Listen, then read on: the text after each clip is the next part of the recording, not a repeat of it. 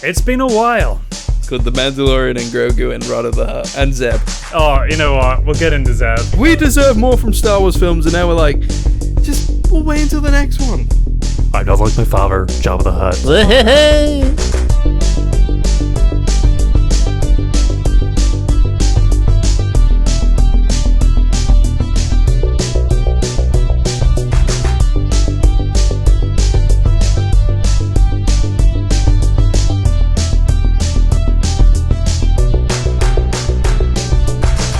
Hello and welcome to the Film Angle, the podcast where we dive deep into the latest releases and unearth the classics to better our cinephilic curiosity. I'm Alex. And I'm Kris.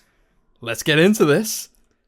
It's been a while. It's been a while. We are back. We took a very long hiatus. I think when we did our last podcast episode, we said we'd be away for like 2 weeks. Yeah.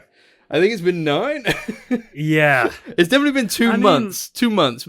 Maybe we slipped. A slip of the tongue. I mean, it's completely my fault. I mean, a little quick background because I know people are here to listen to us talk about The Mandalorian and Grogu, but I've moved to where Alex is. That's why I'm here today on this episode, and hopefully many more episodes to come. We don't have to deal with crappy internet and all sorts of issues. I mean, not crappy internet. It was my crappy internet because I was living in Cornwall in the countryside. In the depths of Cornwall. Yeah, and it was as good as it gets. But yeah, that's not the only reason why I moved over. I came here to be with my best friend. Yes. But also started a new job, new career change.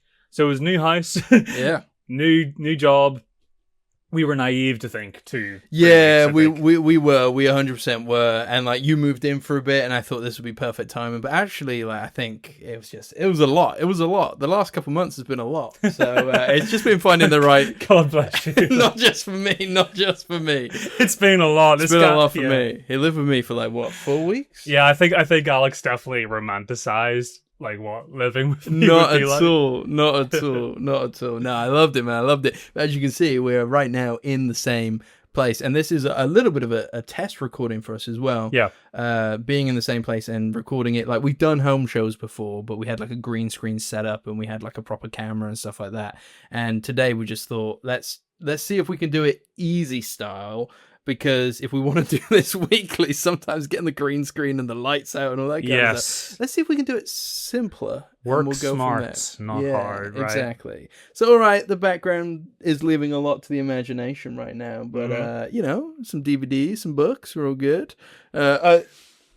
Jean-Luc Godard's Histoire du Cinéma. Only how much in the charity shop? £60 for the hardcore fans. Was that via like Oxfam or something? It was, yeah. It was. That's like the priciest thing Oxfam has ever sold. It was.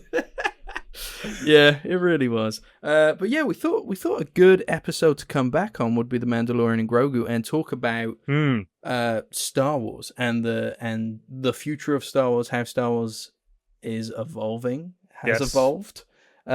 Yeah, how do we get here? Mandalorian Grogu, how did we get here? Yeah, Star Wars : Mandalorian and Grogu. Yeah. 20 years ago, you know, well, I wouldn't have cared 20 years ago, but I wouldn't have thought we got here anyway. Yeah, that's so true. It's so true. So yeah, we'll get into all things Star Wars. Mm-hmm. Should we do a little bit of like where we are on Star Wars for like any newcomers to the pod? Like we've done a couple of episodes before. We did a full review of the Obi-Wan show back in the day.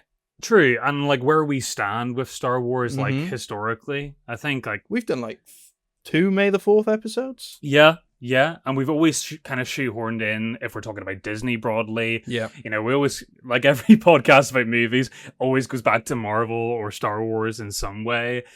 We try not to, but you know, Star Wars is such a big, pivotal pop culture moment in the canon of cinema. Like, you know, it is important, and we're not, you know, we like our Jean-Luc Godards, we like talking about the BFI films, but we also like to talk about big popcorn flicks too. Like that stuff's a lot of fun, and it's just as important to our experiences going to the cinema as any art film is. So it's worth talking about, and it's a big part of everybody's life. I mean, like I don't feel like anybody has not seen at least a Star Wars. Yeah. And we are big Star Wars fans. We are big Star Wars fans. I've got it on my leg. I've always said I've got it on my leg, but now that we're on video, you can see it on my lovely juicy leg. Yeah, it's juicy. I don't regret it, even though sometimes being a Star Wars fan, you are aware that you're in one of the worst fandoms in the world. Like, they're just the worst sometimes. Yeah, I mean, I feel like those kind of guys would have like Sith tattoos all over them. Yeah. You know, that sort of polka red and black style. Sorry if you're out there. I'm sure it looks awesome. Yeah. But sorry, Star Wars Theory, but you're the worst.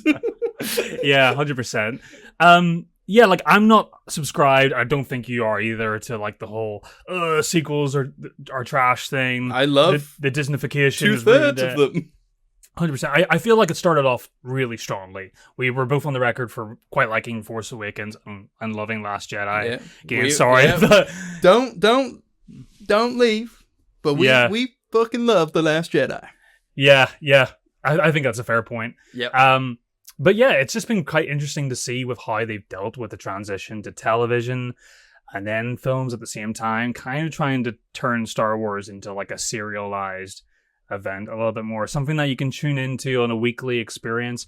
Has it really worked for it, or has it sort of diluted our enjoyment or excitement for Star Wars? Because do you remember what it was like in 2015, that midnight screening when you went to see Force Awakens for the first time, and the tension in the cinema? I mean, like, it was a sold out screening. Every screen in the cinema where I was sold out.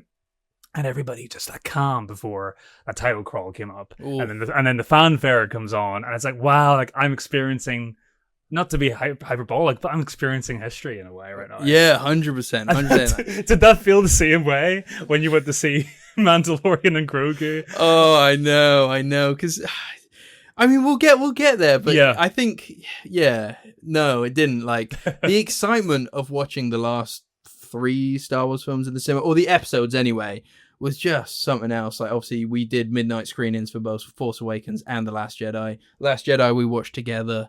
Obviously, in between that, you had Rogue One, which, you know, I was still day one. I don't think I midnighted it, but I was day one. Same for Solo. There was excitement. The episodes have more excitement than anything else. But as much as I love The Last Jedi, there is no doubt that The Last Jedi, in a way, destroyed Star Wars. Yeah. Because it completely separated the sea like Moses. It was just like, it was crazy. And it's a shame that not more people could just jump on board and be like, I'm interested to see what next. But instead, the toxicity of it all scared Disney so much that The Rise of Skywalker just feels like it feels like it's made with someone whose hands are shaking, like in pure panic. Yeah. And you see the behind the scenes, a really good behind the scenes documentary. A lot of fun just to see how they made Rise of Skywalker. A lot of passion in the production side of it. Oh, like the one that's actually on the Blu-ray. Yeah, like a stunt worker working with Daisy Ridley and everything like that. That stuff's really cool to see. But you can literally see J.J. Abrams behind the camera pick up the MacGuffins, like the knife that they used to find the Death Star, and going like, which one looks best for this scene? And then in real time, while they're shooting the scene, going like, right, what are we trying to do here? What are we trying to work out?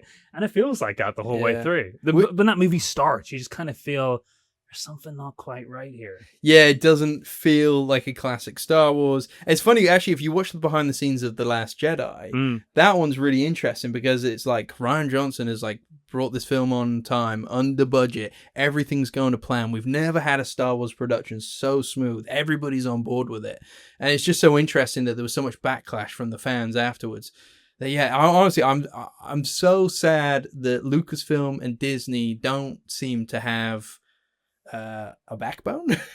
like they got so scared, and I appreciate that like what followed The Last Jedi was Solo, which didn't do like amazingly box office well, but that had a troubled production. And then you had Episode 9, which was 2019. Yeah, right. 2019, and then 7 years with no Star Wars film, and so many Star Wars films announced they just get cancelled or delayed. Like, we were supposed to have a Rian Johnson trilogy. We were supposed to have that the Starfighter one. No, with Ryan Gosling. No, well, the Starfighter one's actually gotten off the ground. But what was the one? There was another one. Yeah, what's the lady who directed Wonder Woman? Patty Jenkins. I can't believe I forgot Patty Jenkins' name. All right, so Patty Jenkins had this. It was a version of a Starfighter film that was supposed to be like X-wings. Well, then the world turned on her also. Turned on her also. What else? You've had like multiple Daisy Ridley films be announced, like Future Ray ones. There was an episode 10 with was it Damon Lindelof who was writing it, and he got fired. Who's the guy who did Logan? Wasn't that? Yeah. It's the heat. By the way, it's a 30-degree heat. Yeah, it's really hot. We're really hot today. So we're trying our best. I do remember all these guys. I'm not a rubbish cinephile. Yeah, like a complete unknown walk the line guy. Yeah. Ford v Ferrari. Very safe pair of hands. Very safe. He was going to be doing like the first ever person to use the Force film. That got announced. To be fair, maybe that was best that didn't happen, because he is like a very competent filmmaker, but maybe that would have been just a little bit too. I wanted the Daisy Ridley film they were going to do. Yeah. I think it's still in production, but like that was the one they were like, this is going to be the next movie. And then it wasn't. You had the Game of Thrones guys had a trilogy. Oh, okay. At one point. And then the finale of Game of Thrones came out. It's crazy the way like you can be on such a run as a filmmaker, and then as soon as just like one perceived slip up, not saying that it is a slip up, one perceived slip up, and people are just out with their torches, with their knives. They just like they want to bury you alive. It's like you just killed their grandmother or something like that. Yeah, it's mad. And obviously, I think that's one of the reasons that Bryan Johnson won't ever do his trilogy, because he doesn't need to deal with that. He's getting a lot more love with the Knives Out franchise than he ever did with Star Wars. And yeah, I mean, like, obviously Kathleen Kennedy's leaving Lucasfilm. Dave Filoni's coming on board with somebody else, I believe. Is like, him in his Crocodile Dundee hat. Yeah, all right.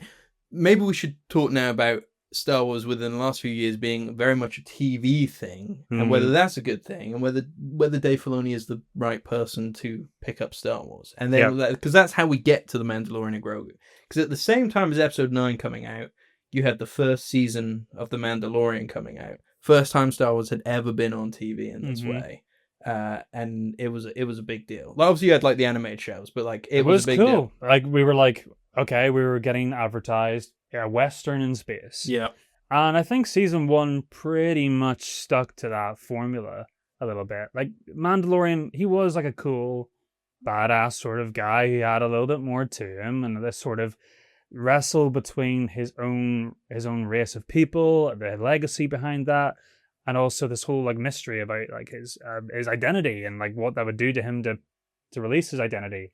Also looking after a baby Yoda. Yeah, they were on the money with that baby Yoda thing, because nobody knew as well from episode 1 that there was going to be a baby Yoda. Is that going to be like, as baby Yoda he's got to be tied with Stitch for like most sold plush item like doll ever, right? Why do you think they made a movie? The baby Yoda merch must be going crazy. I think I had like a baby Yoda Funko Pop. I did. Yeah. I think it's in the loft. Is he tinier than the other Funko Pops, or is he like slightly? Yeah, I think he's on like a rock or something. You know? But not relative to everybody else. No, not tiny. I think you could probably get a Mandalorian with like baby Yoda on his back, and then it would be in proportion. It's like a size of an ant. Yeah, something like that. But they were on the money with that, and it was genuinely a surprise. Yes, that first episode having him there. But the thing for me was it was quite nice. I don't think The Mandalorian, all 3 seasons, I think they've been okay. I don't think they've ever like blown me away. But it was nice to have Star Wars come out after episode 9, which disappointed us all. It was just, I think it was just very limp. Yeah, I don't think it satisfied any fans. Whereas at least The Last Jedi satisfied half of us. It satisfied only fans. Okay. Lost my trail of thought. Yeah, so it was nice to have an episodic thing where it was like, this episode was good, this episode was fine, whatever. Yes. And it was like, oh, it doesn't matter because I'm not waiting 3-4 years in between the films. Like, it's not as big a deal if it's not as good, but I'm enjoying just being in the universe of Star Wars. It does then start going into the lore a little bit more, like it's all and bringing in the Skywalkers and all that kind of stuff. I don't mind that too much, but that, I mean, season 2 Luke was rough. He was rough, yeah. but I'm not gonna lie, I lost my mind the night Really? that happened. Yeah, because I knew something big was gonna happen. Oh, right, okay. I remember, I think M's dad was here, and I was just like, look, I'm doing, when you guys go up to bed, I'm gonna watch the finale of Mandalorian. I'm just gonna put my headphones in and just watch it. And I remember, because I was trying to keep quiet, and I remember the X-Wing turning up and the green lightsaber turning on, and I was like, ah!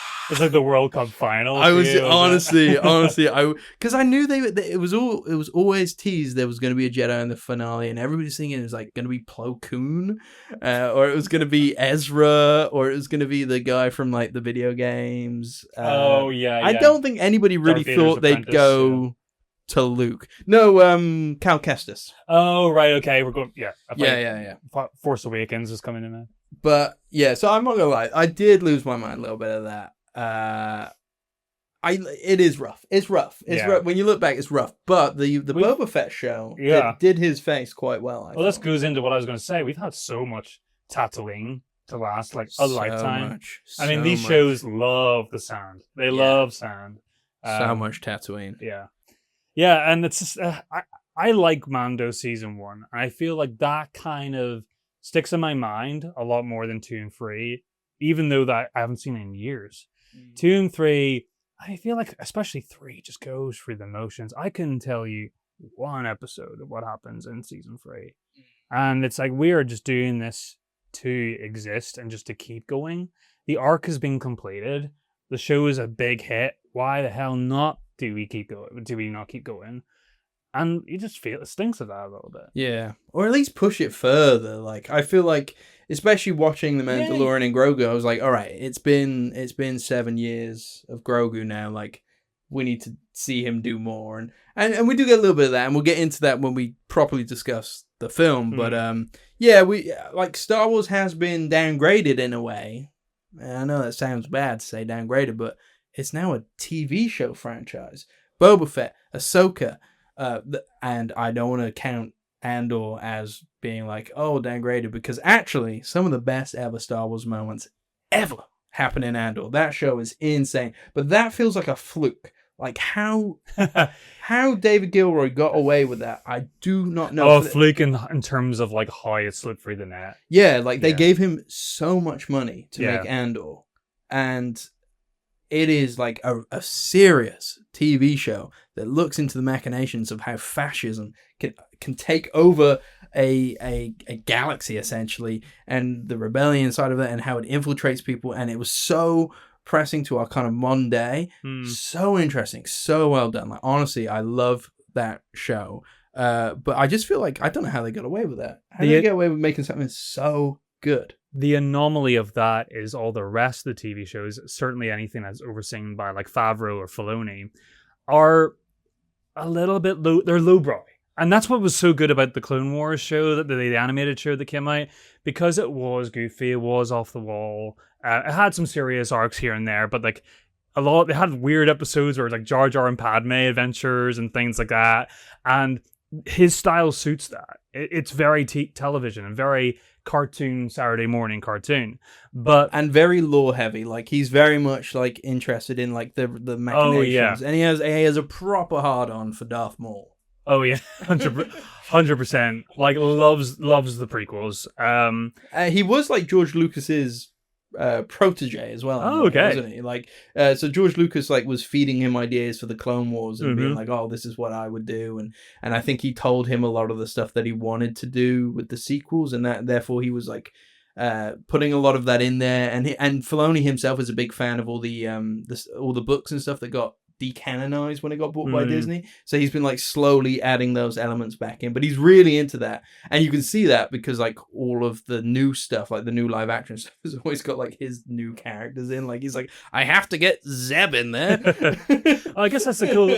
I don't know. Was the Clone Wars show more popular in its rediscovery from fans as the prequels got kind of reevaluated and now everybody really likes them mostly?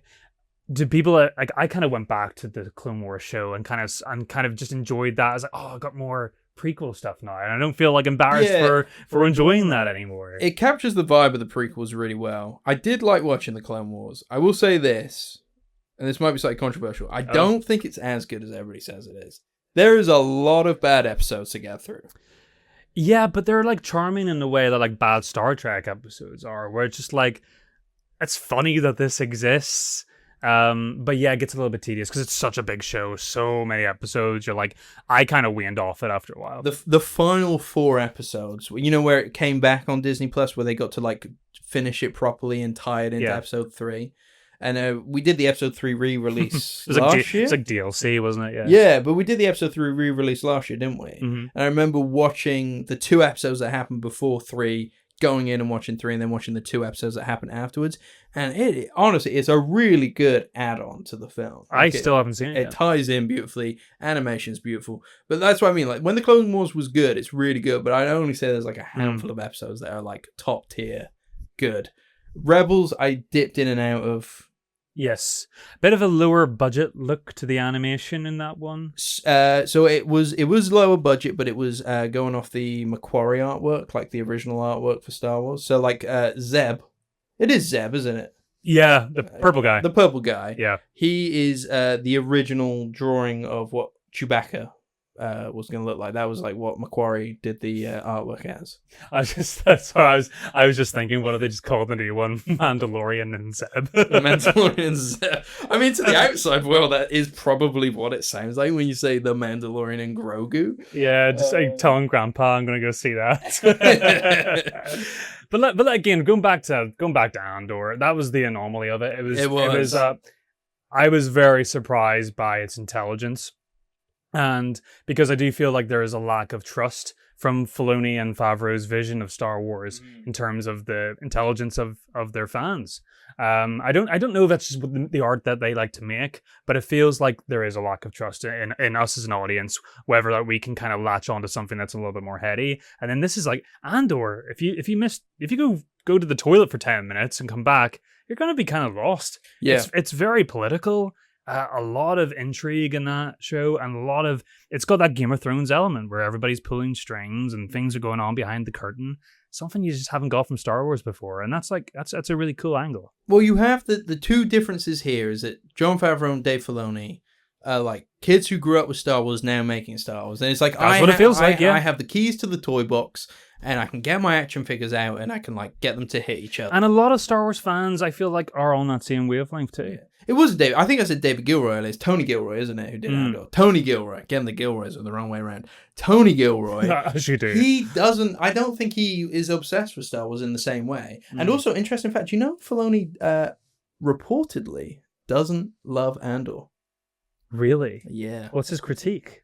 If you probably not lore heavy enough. Not entertaining enough. Doesn't have Ahsoka in it. Wow, that's troubling, isn't it? That is slightly worrying. Yeah, there's no scope there. I feel like whatever we've got out of Filoni, I don't feel there's any more scope. And I think we're going to discuss this in the film today, Mandalorian and Grogu. Mandalorian and Grogu. Like, you just can't take it seriously coming here. And that's the best way, you know. And Rod of the Hutt. And Rod of the Hutt, yeah. That's the next one. It's called The Mandalorian and Grogu and Rod of the Hutt. Yeah. And it's just like... And Zeb. Oh, you know what? We'll get into Zeb. But it's just like... Yeah, I've lost that. I'm sorry. I'm so sorry. It's a hate. My legs are actually wet right now. I brought jeans because I thought my legs were being shot today. And now Alex is enjoying wearing shorts, and I'm just like wet legs right now. Would you like some shorts? No, it's okay. Are you sure? Would you like to take your jeans off? Oh, for the art. Would you like to take them off? No, I'm not going to take the jeans off. I know you'd like that, but I'm not going to. Comment below if you want Kris to take off his jeans. Oh, nobody commented. Okay. I don't blame. Right, okay. Back on the rails. Do you want to get into the Star Wars, the Mandalorian and Grogu? No? Yes. So, but we need to get there. We're on the TV. TV done. Season 3, what's it called? Mandalorian done. They're gearing up for a season 4, but they're like, we haven't had a film come out in 7 years. We need a film. And Jon Favreau, can you just make a Mandalorian and Grogu film? He reportedly scraps season 4, everything he has from there, and he rewrites, concentrates it into like a smaller pack. Well, apparently it's a completely different thing. Oh, because okay. they wanted it to be a point where like general audiences can come in. You don't have to see the TV show, and you can watch it. That being said, the whole film does feel like a mini season condensed. Yeah, because into an hour and a half.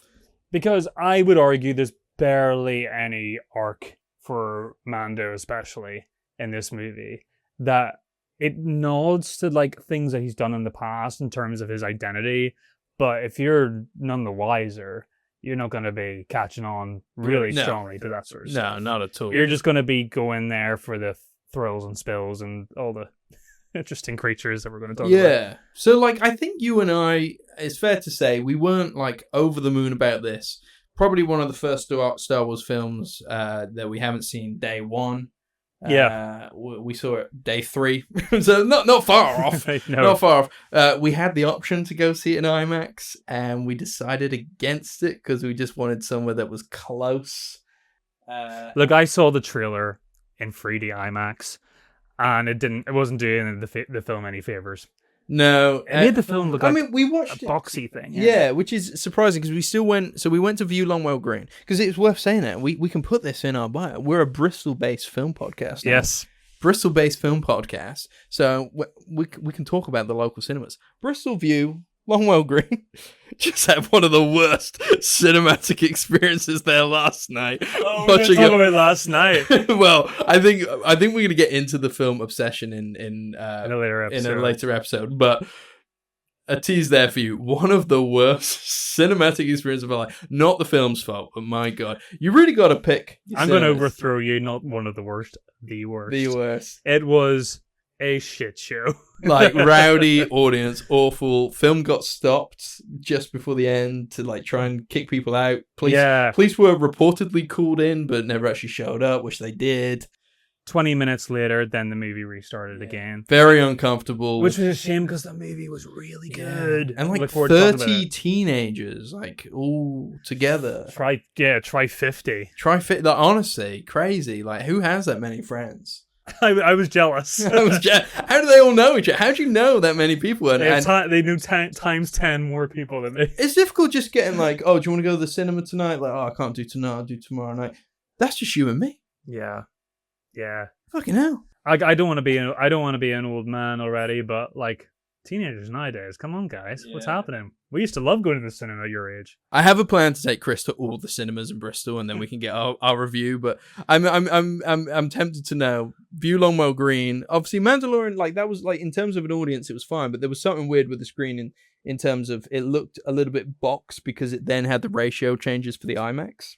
Yes, so you had the margins top and bottom, and then you also had a left and right as well. So it was letterbox almost, wasn't it? Like it wasn't letterbox, but it gave the illusion of that. I don't know if that's a view thing or if it's just because we didn't watch it in IMAX. I'm starting to think it's a view thing because when we saw the movie last night, not only were the teenagers rowdy, but did you notice the middle of the screen? There was like a blue faint square.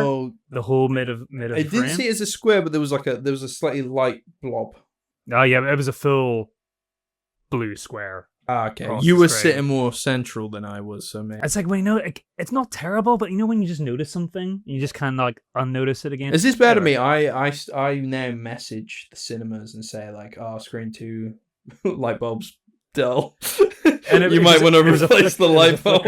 Yeah, I think they just need to do a whole revamp. It's annoying. A lot of the views.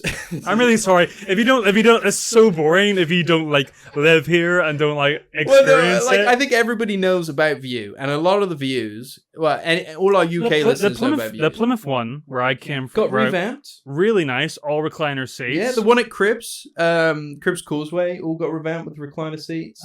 It's a bit of a jaunt, isn't it? It's a bit of a jaunt. Yeah. Whereas Longwell Green, 5 minutes away. But the police might get called to your screening. It was crazy. I mean, there's more details, but we won't get into it because you had to see it to believe it. Yeah. It was mad. It was like going to see a movie with the cast of the Muppets. And the Muppets keep changing seats. Oh yeah, it was also a hemorrhoids convention. they keep shouting out. They're on their phones. Yeah, it makes you not like the Muppets. Yeah, it was their fault. Jim Henson, God damn you. Anyway, so we went to a subpar cinema to watch The Mandalorian and Grogu. We didn't go to the best one. I think that shows you just how much we were like, this isn't the Star Wars that I want to see right now. We weren't prioritizing the way to experience the movie. It's not like you're going to, if I'm going to see Avatar, the new Avatar, I'm going to see it in IMAX 3D and spend a bit more money. I'm going to go see the next Dune. I ain't going to go see it in Longwell Green. I'm going to drive an extra 15, 20 minutes. Yeah, it's true. It's true. I saw the first Dune in Longwell Green. Anyway. Get off Longwell Green. God damn it, view Longwell Green. We love it. We love it. But yeah, I was a little bit hungover. I was a little bit sleepy. But I actually didn't mind that I was a little bit sleepy. That's a good way to experience this movie. Yeah. Just chilling with a friend, a few giggles. And I feel like this film has split people down the middle of some people just thinking it's downright bad, and then the rest of the people thinking that it's just fine and it's okay. And I won't lie, I do lean a little bit into the it's fine and it's okay, but I also lean into the camp of like, is that what I want? Is that what I'm willing to accept from a franchise that used to be about event cinema that had me like awake at night because I was like shaken with excitement by how much I couldn't wait to see the next film. I appreciate, like, I don't want to be a bad Star Wars fan. I like most Star Wars. I even like The Acolyte. A lot of people didn't like The Acolyte. I like The Acolyte. I thought it was fun.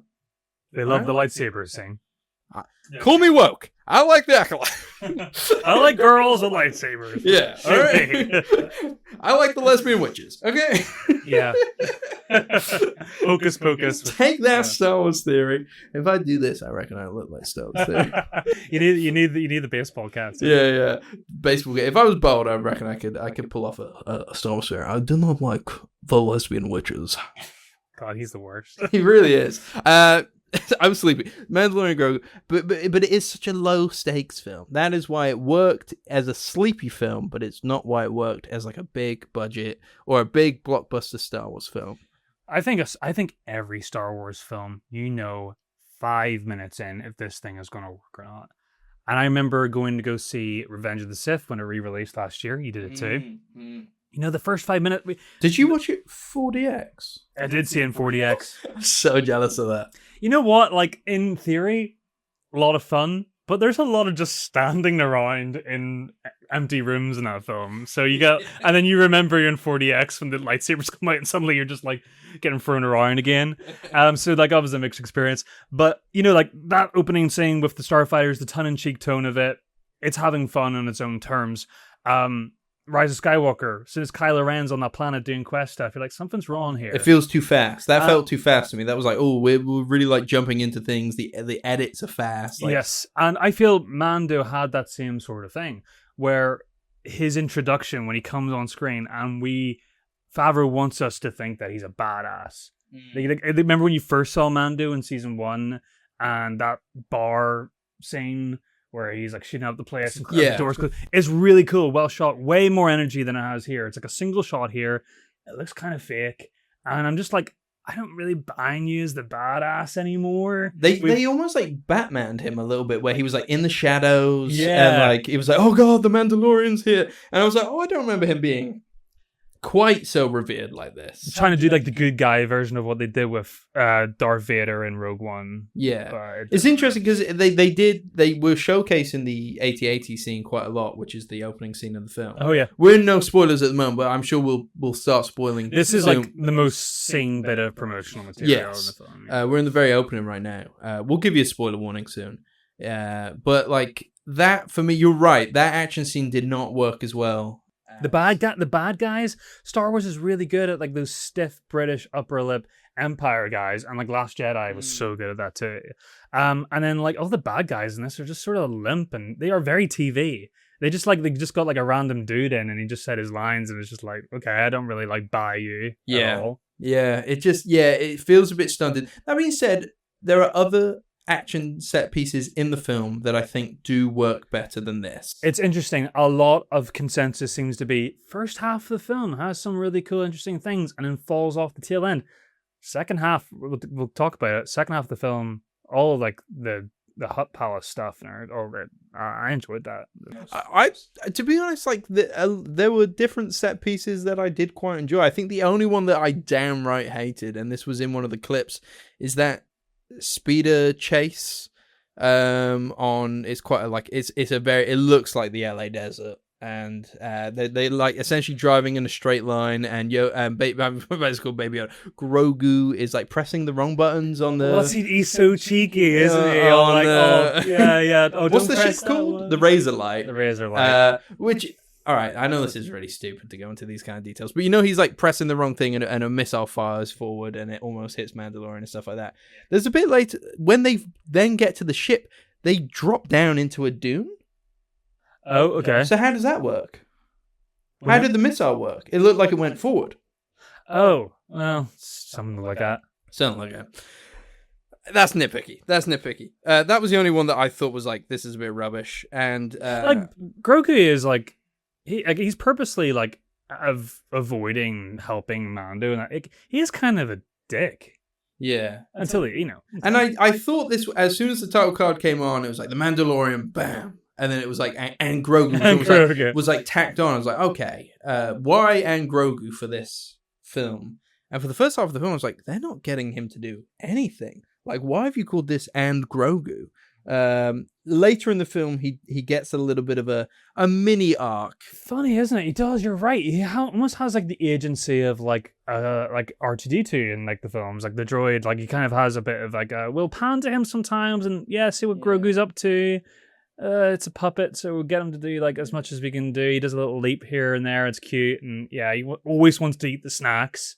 If you got snacks, you're screwed. It's like if they called Empire Strikes Back Luke and R2. You were like, why? Yeah, why? But that's just the first half of the film. But yeah, it follows the plot of the show in a way of the Mandalorian is hunting down the remnants of the Empire. He is now working for the New Republic, and it is another kind of, if you go here and do this for these guys, they will give you the information, and then you can go and do this and catch this guy. Sigourney Weaver is the contractor. Yeah, she's the contractor. It's very video gamey, which is a similar criticism to what the show gets, which is fair enough. I've actually been playing Star Wars Outlaws because it was free on PlayStation Plus. Did that help? Did you feel like, did that get you more in the mood for Mando than like you would have been if you weren't playing? Got me into the mood of the world, I think, again, and into bounty hunters and stuff like that. That's not getting into video games. But one thing that it did, I don't think this has been said before. But they said this original thought on Star Wars. No, not like that. I just mean like they call Imperials in Star Wars Outlaw. They call them imps. Yeah. And then in Mandalorian Grogu, they were like, you got that imp. And I thought if I hadn't played the game, it probably would have taken me 2 seconds to understand what they're referring to. I like that sort of stuff. Yeah, that's good world building. Yeah, and there is a lot of the video game character, like there's a lot more droid. There's a lot more things that you see in the video game. Yeah, we get the droid from in the Mandalorian and Grogu. Something just dropped off the table. You get the droids from, I forget their models. Sorry, I'm sure you people know. BD9. Oh no, because I'm thinking BB9E for from Cal Kestis' droid. What's it? Is BDE? BDE. BD1E. Nine. Shall I have a look? Yeah, I want to have a look. I want to see what Cal Kestis droid. BD1. BD1. I was close. Damn. I was close. Yeah. No, we got lots of little ones. It's like background stuff. It's like, I mean, I was sort of happy that like it wasn't like a Rogue One level of winking. Like it was more just like visual stuff in the background, which is fine. That's cool. I don't mind that. You're expanding the world. We get like the little Babu Frick and guys and Zelians. Who are they? Come on, please. No, that's the race. Oh, the race, right. I just know Babu Frick. And Zelians. All right, doing another Google search. And just to verify, I'm sure. And Zelen. And Zelen. Yeah. The 3 little Babu Fricks. Yeah, straight out of a Jim Henson Babu movie. Freak. Babu Frick. Babu Freak. Weird. I think it's Frick, like F-R-I-K. Yeah, we're doing well here. I am a salesman. Well, there you go. We're about. That's good though. That puts us on the grind. What was that? That was Babu Frick. Oh, yeah. Do you know who puppeteer is? Yes. Yeah, it's I forgot her name, but Moaning Myrtle. Moaning Myrtle from Harry Potter. Yeah. She does the puppetry as well. That's pretty cool. Did she do the puppetry as well? Did she do it in Mandalorian and Grogu? I don't know, but it was definitely her voice. Was it? They speak English though in Mandalorian and Grogu, which I don't think they did in. I think he was just like. So this is the thing. This is the lowbrow Filoni Favreau thing again. Lack of trust in audience, and like every we get the Hutts and everything. I've never heard. Have you ever heard a Hutt speaking English before? They might. Did they do it in Boba Fett? Well, that makes sense because it's a similar sort of product. And Rotter the Hutt is in the Clone Wars, isn't it? As like a little. He's in the Clone Wars movie, like the first ever episode. Is he like a little toddler in that? Yeah, he's like a little baby. I saw a TikTok where they clipped a scene from the Clone Wars movie where they're like, "You wait until you see when he grows up to me," and then it cuts to him in the gladiator arena, like a worm with a 6-pack. This is the sort of stuff I do appreciate. The weird, you appreciate the weirdness. I got a lot of joy out of Rodda the Hutt starring Jeremy Allen White in this film, and the build of the guy is incredible, and it's something that feels like it would only exist in a fictionalized novel spin-off of Star Wars. And here it is on screen, the third bill of our film. Yeah. Second only to Martin Scorsese as like a monkey alien. Yes. Don't speak that name. Yeah. I thought he was going to be bigger. Yeah, because he is like third bill. Yeah. We laugh. It is Martin Scorsese. The film starts with actual like opening credits. Opening credits, yeah, which is weird because it almost like it goes to this planet and then it says Pedro Pascal, and for a minute my brain was like, this planet's called Pedro Pascal, and then I realized they're just going through who's in the film. But yeah, Martin Scorsese, like third build, hilarious. We laughed. Yeah, we laughed. We laughed quite a lot of this film, I think, and not in a way because a lot of the jokes in this film actually don't land. Oh, the jokes that they target at you, awful. Lame. But a lot of peripheral humor to be found just out of the sheer silliness. Yes, I wasn't expecting as much giant worm action, and that is something they do shy away from showing a lot in the trailers. Well, it's like, we have to think of Rodda the Hutt. He is absolutely this hench, space slug character. Like, how do we make him move and navigate the world? We just get him using his muscles just to throw his body up in any direction he can. And Jeremy Allen White, God bless him. What an easy paycheck for him. All right, so he's going. Well, I didn't hear it. I don't even know if it's him, but like his performance is. He's reading it off a piece of paper. His performance is quite low key. Yes, it is low key. I quite enjoyed it. He sounds like the older brother to like a bullied teenager. Because it did surprise me in the sense of like this big gladiator slug.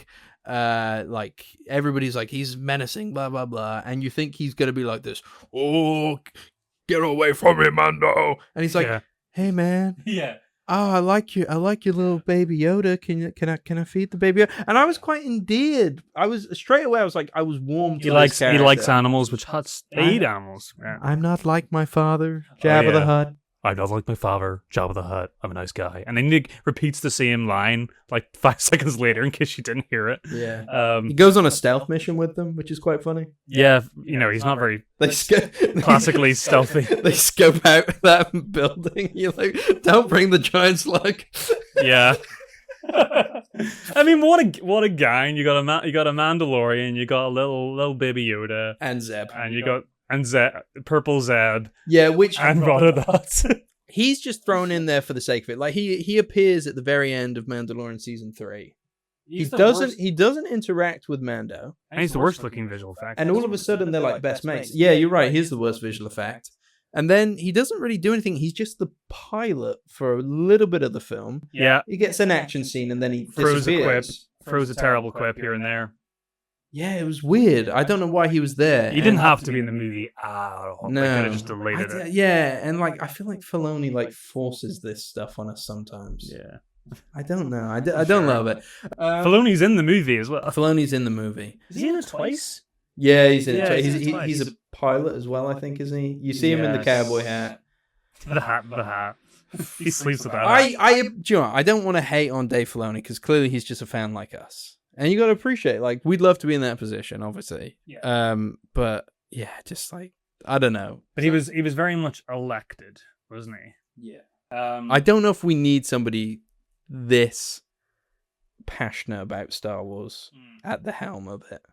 No, because as we mentioned, Star Wars fans are the worst sometimes. Yeah, and they're very particular. And there's a lot of variations of Star Wars fans. Yeah, when you get too nerdy about anything, you get a bit compromised. I think that's beyond Star Wars too. You gotta be a bit. Yeah, there's a business acumen to this too. That you gotta kind of understand story. Like, Rian Johnson was kind of perfect for that because he was sort of obviously had an appreciation for Star Wars, but also came from a completely different film background, which is a little bit more controlled, a little bit more measured. But experimental at the same time. But the thing I think that really carried us over this film, and I'm speaking for Alex because we both talked and saw the movie together. This movie's really great at showing really weird, ugly, disgusting creatures and characters. Yeah, not a lot of humans on the screen at any one moment. This is very much about the alien characters. And to be fair, like people like myself have always said, why can't an alien be the main character of a Star Wars film? And obviously, Mando isn't an alien, but he has a helmet on the whole time. And it was kind of nice to see that. Also made me realize, difficult to fully pull off, because I'm not sure you could relate to a Rot of the Hutt movie if he was the main character.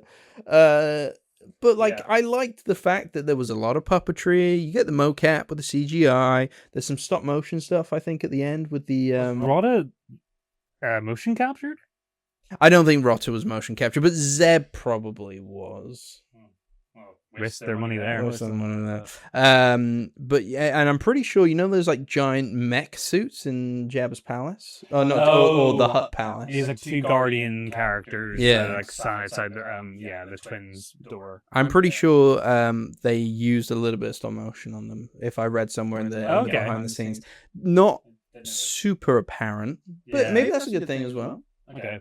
But yeah, I like stop motion to be apparent. Yeah. Should we take the reins off and just say spoiler warning from here on out? Spoiler warning. I don't think there's much to spoil though. Interestingly enough, I don't think there's much to spoil. Plot is paper thin. Yeah, Mandalorian has to go and do a job for the Hutts to return Rota to them, who has been like imprisoned as a gladiator. When he gets Rota out of that situation, Rota does not want to go back to the Hutts because he realizes they're just going to kill him. And he's never been... He's not like his father. Yeah. He's not like his father. Don't know if you know that, but he's not like his dad. He'll let you know, though. So Mando has a bit of a change of heart and decides that he will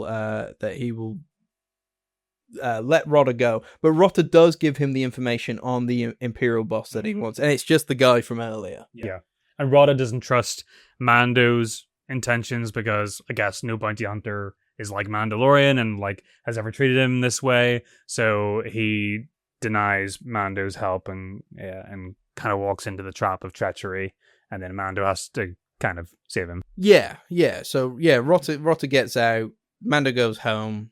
Sigourney Weaver's like, good job. Oh yeah, that is the movie. And then a bounty hunter comes to who's been hired by the Hutts to kidnap the Mandalorian in what is actually a pretty cool scene. It's on nighttime. I can't remember the planet that the Mandalorian and Grogu live on. Lightning. There's a lot of lightning, and it is a bounty hunter from the Clone Wars. Did you know that? Oh, okay. I believe it. It's very Clone Wars coded. This is where like people are like, he's not a Star Wars fan. I can't remember the name. It's like Emu or something. You don't remember his dog? Emu and Embu. Something like that. Yeah, there's a dog. He's got his own like Grogu character in a way. There's parallels. It rhymes. It's poetry. Yeah, I mean, like he's just like a vicious dog that could be Loyal dog. Loyal. Have you ever seen? Alex, you haven't seen it that far, but in Avatar: The Last Airbender, the TV show, this is basically like a copy and paste character. There's a female bounty hunter that comes in to like hunt Avatar and the gang later on, and she's got like a dog sniffer character that kind of comes in, tries to upset the whole thing, and then at the end of it turns good. So it's like it is exactly that again. So it's not disfamiliar for anybody. And Dave Filoni was a director. He directed some episodes, yeah. So big part of season 1, I think. Yes. Which is why George Lucas, I think, got involved with him, right? There you go. Brought him on. So Mandalorian gets captured.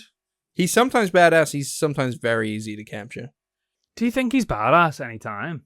I mean, they want him to be. I think in some of the action... Do you ever get chills when you watch Mandalorian? No, I don't get chills. Oh my god. I don't get chills. I liked it in the Boba Fett show when he was like using the darksaber, but maybe that's just like my affinity with seeing like lightsabers. But different. Lightsabers were different. Seeing lightsabers in Star Wars to me is like that gets me going. I'm like, yeah. Yeah, I know what you mean. You mean. Yeah, I mean, it's not hard to impress us. It's not, it really isn't. I want the pretty swords. Give me the pretty sword. No, I'm not one of those people. I don't mind that there was no lightsaber in this. But yeah, the action to me was like, oh, it's fine. It's just a guy going around in a suit punching people and occasionally shooting them. I like the stuff where, they go back to the huts and the twins, as Mando predicted, betray Rhoda. And he betrays them. They have to capture him. Well, yes, but they get him like sort of like an ill intention. They kind of like, oh, you come back and we'll look after him, and they're they said they were gonna kill him, but now they just want to torture him for life. Yeah, which nobody believes. They chuck Mando down, the big pit. Yes, but importantly, we skipped over a detail. This is where the and Grogu part gets its name. Mandalorian and Grogu are split apart for the first time in a long time. Yes, with the bounty hunter and the dog come up and And this is where there's one tiny theme in the film, and the theme is, what is Grogu capable of looking after himself without the Mandalorian? And that the answer is like, mostly, kind of. I never really struggled with that. I never had that idea in my head, like, oh, what would this poor thing do by itself? Because so much in the show that he saves the day. He saves Mando's life so many times by just waving his hand. He can do anything. But they question it a lot, don't they? Like, one day you're going to get old, Mando, and then what's that is the thing. And then all of a sudden, Grogu has to take a little bit of initiative, get himself to the planet wherever the huts are. Yeah. In a tiny Anzellan ship. See, that doesn't help too, because if you don't know Star Wars, like if you don't know that Yoda is 600 years old, and you're just coming in to watch the Mandalorian and Grogu, you won't really understand, like, well, why is he gonna die and Grogu's gonna be? I mean, I think it's pretty obvious that he's like a baby. Yeah, but like not that the fact that he'll still be a baby in 40 years, Yeah, that's true. But I mean, like, if you are at least a general Star Wars fan, you're like, Yoda says he's like 600 years old, 800 years old. Yeah, I think he's about 600. Yeah. Powerful I am, but not that powerful. Something along those lines when he dies, doesn't he? When it looks like, you can't die. Oh. Did he say that? Yeah, he's like, powerful in the Force I am. I'm just like, but not that powerful. I just got that, remember the Seagulls song? Yeah, I don't know. Have you never seen that YouTube video of him and Dagobah singing like about the seagulls? Oh, is this when they do the voice dub thing? Yeah. So that's kind of superseded the actual lines in that movie. That and Heat Stroke. Yes, yeah. Are you dealing okay? Oh, I'm soaking. I am soaking. Sorry, but it's fine. I'm having fun. We're very tangenty, but I'm having fun. We're getting back into the swing of doing podcasts again. Can you tell that we're rusty? I don't know. I think this is quite fun. This is quite fun in person, I think. Yeah, I'm enjoying it. I also wanted to talk about. I actually do like all the stuff that happens in the pit that they chuck Mando down. Yes, well, that's the next part of the story. Big, giant, wet dragon. Penisy worm. Like, his skin's very penisy. Yeah. I wasn't going to say penis, but he's wet. Yeah, Mando falls down a pit, which is like... they take his helmet off. They take his helmet off. Takes his helmet off. Obligatory Pedro Pascal moment. He turned up. He had to turn up that one dig. Because I think if you go on the IMDb credits, I think three people are credited to being Mandalorian, which is, I mean, of course, like, you're just going to get the people who are best at the stunts to do. Yeah, it's fair. It's fair. I get it. 100%. I wish they had done more with his moment. Like, I wish, like, him having his helmet off. There's no emotional there's nothing emotional to latch on to this film. Like, there's nothing that's going to be like, oh my god, there's pathos here. You are watching stuff happen and if this was TV, because you talked about earlier on what camp you fell into, whether you fell into whether it was good or bad. I'm or meh or bad. I'm sort of in the middle. I felt like I rolled my eyes a lot involuntarily watching this film, and it was birthed out of tedium more than anything. There's a lot of like space filling. It feels like 3, maybe 2 episodes put together, but like there's a lot. There's a lot of stuff. I think it's more like 6. Okay, I could personally like be like, it's weirdly paced. It's weirdly paced. I think you're right, but I think there's a lot of, why is there so much of Mando walking location to location? And I get that. Star Wars, you have to planet trot, and you have to like go to location to location. But he gets to these locations, and then the camera's stuck on him, just looking around this really boring set for about 30 seconds. And it happens a lot, and it's just like, it's so disengaging. There's a lot of choppiness to this film. It's quite murky, and that's why like I felt like maybe the Pedro Pascal moment could have been somewhere more interesting. Like, I appreciate that action scene is good, but it is very murky. It's got a lot of water in it. So like, he could have had his helmet on. It doesn't matter. Like, you don't see a lot of him. Yeah. I did see somebody point out that it's funny that nobody ever sees his face. Yeah, he's got like a little mustache. That's just for him. There's a little bit of vanity, isn't there? Yeah. God, say goes back to his tent at night, just makes love to himself or something. Good effects. That penisy dragon thing. I see that. I like that. He falls in the pit. It's sort of semi-submerged. Like, you can stand in some of it, and then some of it is like deep as an ocean. And then there's these like creepy little like hammerhead shark-looking creatures. Yeah, they were cool. And then, but at least it was nice that the penis serpent monster let them have their fight first before he showed up. You know, that was very polite. Because the serpent is the size of the entire pit, but it's just chilling for 10 minutes while Mando was doing his thing and got rid of wave 1 of the video game monsters. If there was a video game tie to this, it would kind of work perfectly. It is kind of pitched like a video game in a way. Yeah, it's kind of like God of War boss or something. Yeah. There's lots of like little things that you can beat up. Yeah, it's funny, those little hammerhead creatures, because he kills them. He obviously, spoiler alert, he kills the serpent. But thanks to like. But he gets cut. Gets cut. Oh yeah, he gets cut, and it just so happens that the serpent is like, it's so poisonous. By the way, I also do not think that like, what is evolution for a creature like that? If it's like the size of a skyscraper, what's the point of it having venom? Surely the bite is enough. I mean, that'll do the job. It only just needs to eat what it needs to eat, right? I honestly didn't think about it. I was thinking about that in real time, just like, what's the... That's such a weird thing to think. You're like, evolution-wise, this wouldn't work at all. I know, I sound like a Filoni fan here, don't I? But, evolution-wise, giant slugs would not be crime bosses. Yeah, that's true. Yeah. Evolution-wise, 50 years and not being able to say a word. I mean, like... Grogu, come on. But he understands everything. I mean, fix it. I guess maybe it's like a vocal cord thing. Yeah. I mean, I think it's just not wanting your puppet to have to deal with a puppet. Yeah, to be honest, because Yoda can speak. You don't want him to become the next evolution. Like when they did Baby Groot sold a lot of toys. Teenage Groot not selling as many toys, I imagine, right? I do hear how Disney deal with these little infantile characters. If Grogu's okay in this. He doesn't bother me that much. One day Grogu's going to speak. They're going to have to do something with him to evolve him further. They might even do a flash forward where he is old and He's supposed to play Jeremy Allen White.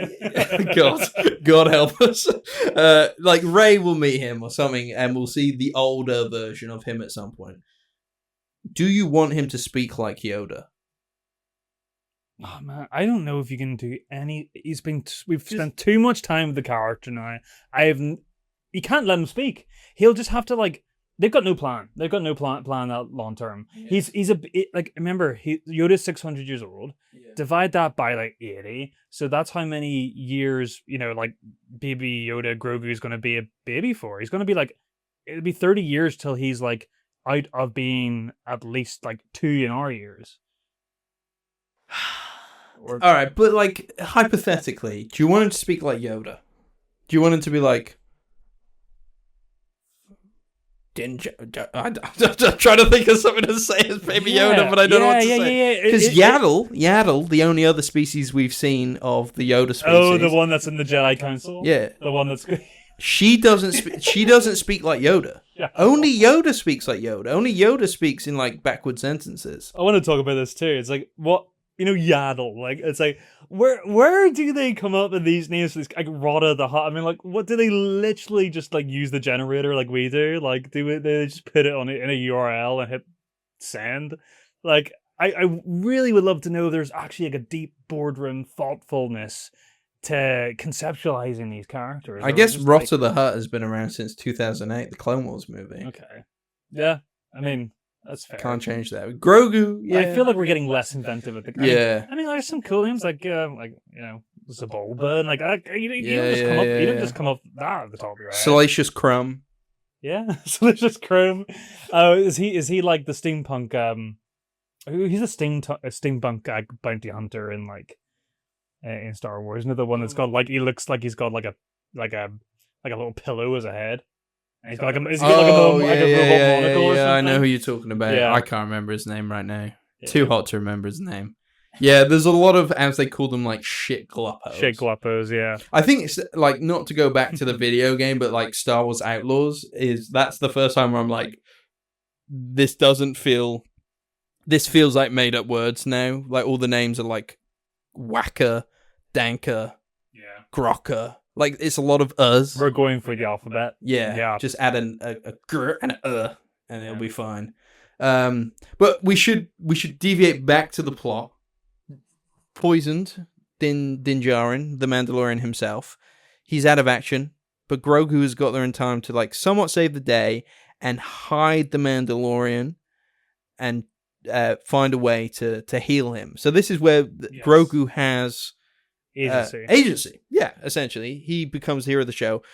You looked around at me during this point in the film quite a few times and yawned, I think. It was so boring. It is weirdly paced. I think if this wasn't near the tail end of the film where we all of a sudden, this is where it felt episodic. It was like, this is the Grogu episode where Grogu has to save the day. And I know Pedro Pascal's in The Last of Us, but it did remind me of The Last of Us, maybe more so in the video game when Joel gets hurt and Ellie has to look after him. Okay. Have you seen the show or the video game? See, I don't have a PlayStation, so I was never able to play. I'm on Xbox. I was never able to play Last of Us. So I don't have the big strong. I wish I could. Yeah, it's fair enough. It's just a point in the first game where it's like you play as the big strong Joel.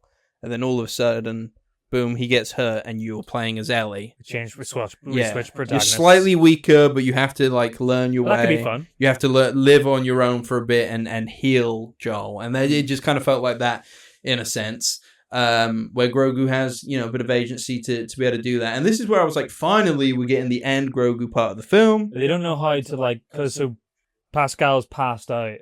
Yeah, and he hides him in this little mound that he's made. But we don't know how to pass time cinematically. So there's just a lot of shots of Grogu wandering around the forest and working it out and kind of doing a bit of survival stuff. There's like a fisherman guy. I didn't like the fisherman guy. It was just like, we're getting like our Star Wars first backwater bio. Yeah. Yeah, it's like a Deep South kind of thing we're going for? I quite liked it, but it was a bit of we're gearing up, we're slamming on the brakes. This felt like the end of the movie. Yes. When Mando was out, and like I thought he was going to come back alive, and then I was kind of like, we're going to wrap up here. Did you ever think they might kill him? Did you ever think that? I think if the reviews had come out and if the reviews had not said it was such a low stakes film, I might have been a little bit like, are we going to kill him? Because that would be interesting. That would be interesting. I didn't think it would happen. I'm also really surprised they do all this like deep fake stuff with Luke in Boba Fett. Like they have the technology to do it. I'm really surprised they didn't do something here with like bringing a Luke or a Han Solo into it. I don't think it would have made it better. I'm just surprised they didn't. They had the restraint. Well, that's it. That's where this movie really comes down to. It's not a lack of effort, but there really is a feeling of going through the motions. And there is a feeling of minimal effort to kind of go through this and produce a product at the end of the day. And yeah, like and there's little pathos, there's little crossover. It's just it is what everyone's telling you. It is just like a really, really big collection of episodes put into film format. And it didn't upset me. It does just about work as a film. I just think it was just weird. It was like, this is not what I want from a Star Wars film. When I think of Star Wars, I think of space opera. You know, I think of big. I think of and this was on, and you can get emotional at a Star Wars movie. Like it can evoke those feelings within you. I would be happier for this to be smaller stakes like it was, if we did something more interesting with the characters, pushed them to their limits, found out something new about them. Snapped them essentially, maybe like, you know, how do we like just give me something interesting with these guys. That's it. I was watching the film thinking, this is fine, but you don't have an idea. Yeah. You don't have anything to really hold on and really anchor the film. The weird creatures is what is anchoring the experience, and now we're starting to think at the end of the film, you're kind of like, I don't know how to think about this. It's sort of fine, but we have to adjust as our framework for what is a good time at the cinema to see this type of movie. Has that diminished since post-COVID, since like we've kind of had this gap away from blockbusters, had a closer relationship with television? Has that seeped into our consciousness as normality now in terms of like the quality of entertainment? And you have to kind of respect yourself a little bit more and just kind of be kind of like, no, like these guys could do better. There is talent in Disney, in the Star Wars universe that could give us a really good time at the cinema, but we're just dispassionate. It feels like we're dispassionate about Star Wars in all kinds, audience and creatively. Apart from Mandor, of course. Yeah. I remember saying to Em when I came back, and she was like, "How was it?" You didn't know how to answer. No, and it was almost like they marvelized it a little bit in terms of, you know, I'm going to the cinema because it's Marvel. The worrying thing is that now that this is like a standard and they got away with it and people don't mind, like, potentially, this could be a normal now where our maybe future Star Wars films we don't have to shoot for the stars. Like we for lack of a better term, we can give mediocre products and people, although it's not doing that well. It's not, you know, it's doing fine enough because it is one of the cheapest Star Wars films ever made. Relative to how. Okay. Yeah. They shot it all in LA, so I think it had like a big production boost for LA. Are they still using the volume? Is that still a thing? I don't. I think they're mainly using that on the ships and stuff like that now. I think it's become a bit of a dirty word. I say unfortunately, but it did limit some of the stuff. You could tell a scene that was shot, all that kind of stuff. But yeah, I mean, you can tell here a lot of it was filmed on sound stages. Like not all of it feels that tangible. What was I going to say? Oh yeah, the Marvel analogy. Yes, sorry. All right, so I'm going to the cinema because I want to see the next step in the Marvel films, but I'm not particularly excited that it's Ant-Man and the Wasp. No. Okay. So but I don't want to be going to a Star Wars film and thinking I'm watching the Ant-Man and the Wasp of Star Wars films, because that's not what Star Wars is to me. No, we're wasting the space in the calendar that has a Star Wars title in it, aren't we? And our next one is the Starfighter one with Ryan Gosling and directed by Sean Levy. And I'm not like, obviously jury's out, but like I'm not like, until I see something, nothing about the prospect of that project gets me excited right now. Not with Sean Levy. He's a safe pair of studio hands, but I don't think that's what we need. I don't think that's what we need from a Star Wars film. I don't want safe. I don't want the Mandalorian and Grogu. I want the Last Jedi again. I want Andor. There's no reason to be safe anymore. Yeah, and do all the smaller scale stuff on TV, like the Jude Law one. What was that? It's a shame that I'm kind of forgetting I forgot that even existed. Star Wars Goonies in space. Surprisingly good. Doesn't tie into any of the big lore stuff. Like, I think maybe has a lightsaber in it, but like is not really like a big thing. Like, that was fun. Do stuff like that. Play with the genre in the way that George Lucas was playing with like serials of his time, and put it in space. Like, do that on TV and save the films for the big space opera stuff. What is the course correction now? What is, like, are we just going to trod lightly into space for the next 30 years of like Star Wars? Is it going to even last 30, 10 years? They paid a lot for this. It'll last in some way. I think it's going to be, unfortunately, more TV based than anything. And I think they need to understand that when they return to the films, it has to be a big thing. That's my hope. I would say make episode 10 and make it good. Get people excited again. Yeah. I always hard to express this, but my problem with Star Wars in terms of like expanding it is I always find the mythology, and you guys might know better than me. You guys read the books or, you know, engage with the comics or anything like that. I always thought Star Trek was really great because it kind of had a formula established from the beginning.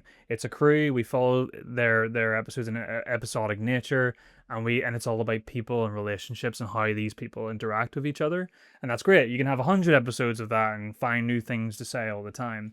But Star Wars, I feel like it's always expanding. It's always getting bigger, and the mythology is growing in a way where it feels like we're making it up. So it doesn't really feel like, it feels like anything can happen. And in a way where I'm not anchored to any situation. I don't understand the universe that much. It's expansive, but it's too simplistic to really like feel anchored down or feel like I really feel any tension in this world. I think that's true. I think that's very true. I think Andor taps into that a bit better, but like I think that's because it's focused on character. I think that's what's fun about the Skywalker saga. I know people say we've had enough of the Skywalkers. I don't know, technically raising a lot of because it's a family drama. Exactly, it just carried on with Rey. All right, it's weird that she's a Skywalker. It's weird that they called her a Skywalker at the end of that film, but screw it, she's a Skywalker now. Carry on the Skywalker saga. How can you bring back Han, Leia, and Luke? No, don't. Well, no, sorry. How can, yeah, don't anymore. Don't anymore. But how can you bring them back in Force Awakens and Last Jedi? And I actually like feel the weight there. Like when in Last Jedi, when Luke hands Leia Han Solo is like dice. Oh yeah, beautiful. And like, and it's also the filmmaking and the beautiful score from John Williams. But I'm just like, I'm feeling so like I'm it's caught me off guard how many emotions I'm experiencing right now that I didn't realize how big a part of my life those movies were, those characters were. Yeah. But we just don't understand why that worked. We're totally getting Luke, Han, and Leia in a scene. It'll be some AI deepfake. There was ages ago they teased, Dave Filoni was like leading towards, like he wanted all the shows to connect to each other and have like a big film at the end of it where they're all fighting Admiral Thrawn. And I was like, 100% they want to bring Luke, Han, and Leia back for that somehow. And they wanted an endgame. They'll AI deepfake it, and I think they'll probably still do that at some point because they have plans for Mando. They've got Ahsoka going on. They wanted to do that. What was like the wrestling lady or the UFC lady that was in? Oh, that was in season 1. Yeah, she got fired because she like I don't know, said some stuff. Yeah. Is Katie O'Brien been in? Yeah, Kate O'Brien was in season 3 of Mandalorian. That's right. It's like she might have been in season 2 for a little bit. She was like an Imperial. yes, They were on Coruscant for a bit. It's like, of course, it's like, yeah. Why would you not cast Katie O'Brien? And they got the guy who plays Jar Jar Binks. He played a Jedi in one episode, and he saved Grogu. Didn't he? Yeah, he saved Grogu during Order 66.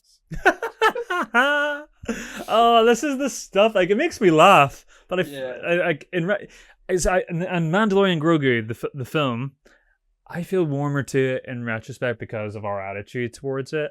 I love the stuff in the arena of Rhoda fighting all the weird aliens, very weird aliens. Yeah, like aliens that you never really see in Star Wars. They look like the kind of. Have you ever watched the movie Small Soldiers? Yeah, like the Gorgonites. Yeah, they look like those, just like the little like skeletal spindly thing. Yeah, one's electric, one's like made of like flash. One's a big head. One's a big head. One looks like a chunk. It just looks like a shittier version of Rhoda. It's funny you say that because I remember that design got leaked and everybody thought that was Rhoda. I do remember that. It does look like some sort of like weird offspring cousin of Rhoda. Yeah. And it's those bits are fun and silly, and I like that. I don't enjoy when we got Mando pacing around doing business, talking to somebody. I've got a contract for you, and like I'm tapping out. The writing's bad, the scenery's bad. He didn't even say this is the way. You know what? He's getting disenfranchised. Ridiculous. But yeah, it's I guess Grogu. If there's any arc, Grogu and Rhoda have a little bit of one each. Mando's there. Rhoda doesn't really. He joins the rebellion. Oh, he does. Yeah. The resistance. The resistance. Sorry, yeah, we're in that era. And Zeb says, "Oh, don't worry, I've got an outfit that will fit you." And that's the only thing that Zeb says that's not a joke in the film as well. I'm like, what? Oh man! And then off he slivers, and I'm like, so are we gonna see Rhoda in the future like piloting the X-wing or something? Rebel leader coming in. He seems more like a Y-wing guy to me, you know. Oh, he's in a bomber, 100%. I think this does perfectly sum up our feelings, which is kind of like meh. We're laughing at it. We're laughing, but not with it at it. Yeah. Oh, it's such a shame. Like, but I'm not because it was fun. I'm not angry. But I am like disappointed. Who am I to be angry, you know? But it's like, you know, what are we going to expect from this film? I wasn't expecting anything more. Yeah, I just want to go back to the days where it's like, as soon as the Star Wars logo appears on the screen, it's like, oh my god, I can't believe I'm watching a new Star Wars film right now. Whereas the other night was like, I was just watching another film. I mean, like, I had equal joy from a different emotion whenever I saw and starring Martin Scorsese. Like that is own. Kind of weird for him to do it. Like he hates the Marvel stuff, doesn't he? He used to be grumpy about. Well, he used to be on the record for being grumpy about these types of franchises and this type of cinema. It seems like he's just kind of mellowed out and kind of fuck it. I don't think he was ever that great. I think his words was he misput out of context. I think so. I think people put a lot of feelings onto what he was saying, whereas really he was like, they're not the films that he's making. He was just like, they're just theme park rides. They're fun, you know? Like, he wasn't saying they were bad. He just said that, like, in the big scheme of cinema, they're throwaway things, essentially. And even if he did, we're all contrarians. Like, in terms of cinema, like, my opinions change every week. So, like, yeah. Look, The Mandalorian and Grogu isn't going to go on the top 100 greatest films of all time, but it doesn't mean it's not. Like, it doesn't mean it was awful. It just was like, meh. My stance hasn't changed. Fans got us here. I think Star Wars fans have ruined Star Wars by being so angry. There's no hope of improving that. Like it is, and maybe it's social media's problem as well for like highlighting that. Like it's a witch hunt culture with these types of franchises, unfortunately, and people just need to chill hype. That's the big thing. The next Star Wars film could be good. We don't know. Yeah, I feel like we're going around in circles here. It's like therapy almost. Like it is therapy. We're like, we deserve more from Star Wars films, and now we're like, we'll wait until the next one. Yeah. We did support it with our money. Yeah, we did. that we did get 8 free tickets last night with the Obsession refund we got for how bad it was. With the aforementioned scenario, yeah. Yeah. Didn't even need to complain. They were just like, "Do you want a refund?" We're like, "Yeah." Yeah, they said that's 10 feet before we got to the till, yeah. I wasn't gonna complain, but I was gonna ask for a refund because you stopped the film halfway through and like you did not watch it. Anyway, that could be next week's episode. Are we done with Mandalorian and Grogu? Yeah, like there's no. Yeah. Sorry, I interrupted. No. I was going to say the one thing we didn't talk about, which is probably the one good thing in the film, is the score. Oh yeah, of course. And that was like the one thing. Ludwig Göransson. Yes, so he did make effort. Yeah. And there's sort of the city planet. I'm really sorry, I don't. It's not Coruscant. It's not Coruscant. It was like future Brooklyn or something like that. Yeah. That's a really good sort of analogy for it. But yeah, it had some really cool, interesting, like techno, like you said, like ethereal, like synthy tracks that went on there. I think they call it the Shakira tune or something. Yeah. It stuck with you, did it? Yeah. Clearly not enough to be able to recreate it. People have been using it on TikToks now because they're like, the feeling when that song starts in The Mandalorian and Grogu. What is the feeling?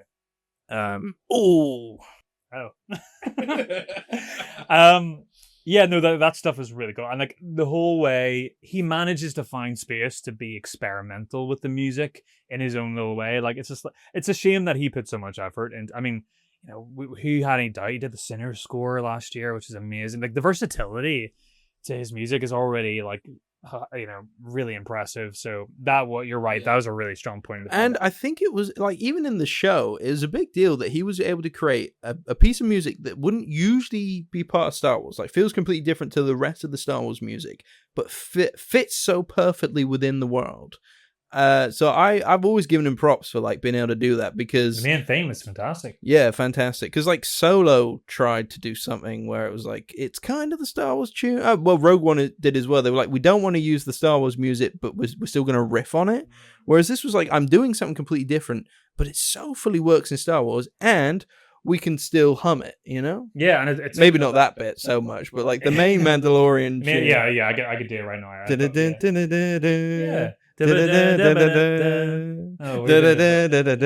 Parts I think there. I lay you down. Yeah, it's great.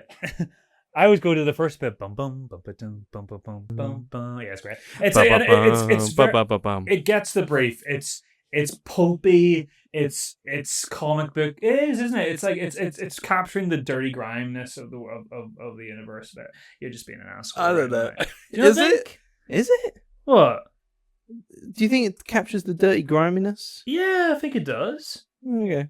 Yeah, there's a lot of weird experimental instruments in there, and yeah, like it captures like a dirty, dusty world to me a little bit. But it has a bit of like that sort of television show from the 70s, like your parents would have watched it. I think it gets the brief.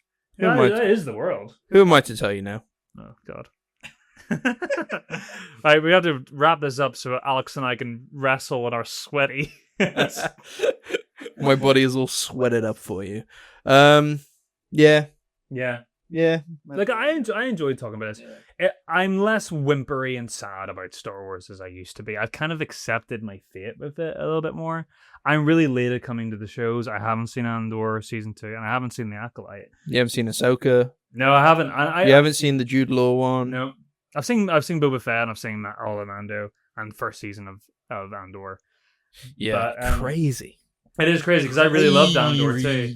But Star Wars is that sort of thing where I don't really like enjoy it in the moment. I really like coming to it on my own time, on my own terms. I always find that like I enjoy it away from its like weird. I guess I just don't like the fans. I guess that's it. I like being in the discussion. I like having the debate. But then you're less anxious than me. It does. It does drag you down some holes sometimes where you're just like, come on guys. I got it to start when the Outlaws game came out. I played. Yeah, you jumped on the game faster than me. I jumped out because it was getting all the worst side of the fans. It was getting peak Last Jedi sort of villainy and toxicity. I have to play a girl. Basically that was the critique. And she's ugly. We referenced Star Wars Theory. Watch his. Well, don't support him, but he did a walkthrough series, and he was also terrible at the game too. But yeah, he had some things to say, and I kind of wanted to play it out of just curiosity and just be like, the studio's pretty competent. I've seen these developers make a good game before. I'll try it. I had fun with it. I completed the game, and I was like, and it did a really good job of like same as like these shows do, kind of like the scenery is very good, and if you go into the world building, that's a lot of fun. But I agree. Now I'm playing it. Yeah. Played a few hours. I think I played like 5-6 hours now. I'm really enjoying it. It rewards you if you're slower than faster. I've really enjoyed it. Really enjoyed it. Yeah. Yeah, anyway, we derailed that, but I'm sure some people have played the games too. So it is interesting, and it's part of the canon, so it's worth mentioning. They're probably annoyed because the first level in that game is Canto Bite, and everybody hits the casino planet. So Yeah. I probably, there was like a middle finger to those people. So I appreciate Should you go back to Canto Bite? I assume you do. Is it one of the main planets or no? Because I'm only on one planet, but I know there's like 3 planets. I don't think so. I think that's just an opening set piece from memory. Oh. From memory. Never mind. Yeah. There you go. Anyway. There you go. There you go. It was more Star Wars than... I was kind of 50-50 Star Wars and Mando. But we wanted to have a big chat about it. We always knew we chat about Star Wars. Yeah. We love chatting about Star Wars. Yeah, we've only got one movie to talk about. What else are we going to do? Exactly. Yeah. Exactly. And it was fun to be back here with you, Kris. After a bit of a break. Buddy. I'm sticky. I'm really... Do you feel me? Yeah, I feel you, man. You're wearing so many clothes. I thought I'd look present. I tried to make an effort. I mean, this is still a nice t-shirt. What are you trying to say? Oh, your t-shirt's nice, but yeah. Yeah. Look, guys, we're back. Let us find the groove of things, find out how we're going to be doing it from now on. We'd like to do more in-person stuff if we can. We have a few guests which we kind of let down in the run-up to this. Like, well, I said not let down, but we were like, let's do something, and then we went on a 2-month break. So we got some people coming on soon, which will be a lot of fun, and we're gonna get back into the swing of things and do some new things. And yeah, join us for the ride. This is the Film Angle, baby. I think we're back and we're together.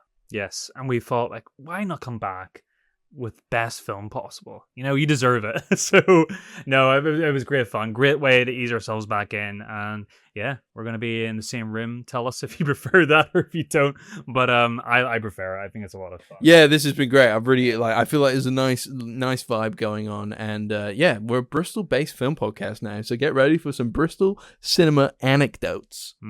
Oh yeah, I feel like there's gonna be many. If that's like my 4th experience of going to the cinema since I've lived here, and I've already experienced that, what happened last night. The worst cinema experience of your life. I'm going to be going into every screening I go into with the worst anxiety ever. It's going to be interesting. You really have to pre-plan these things. And I thought a weekday night was the best way to watch a horror film, but turns out it's not. You weren't to know. I weren't to know. I weren't to know. We got 8 free tickets out of it. Yeah. Oh, so we got 2 each? Yeah, you got 2, Lauren got 2, Em got 2, I got 2. Ah, wow. I thought we only got like our ticket. Yeah, awesome. Yeah. So you still need to pay me for mine, but then we end up getting...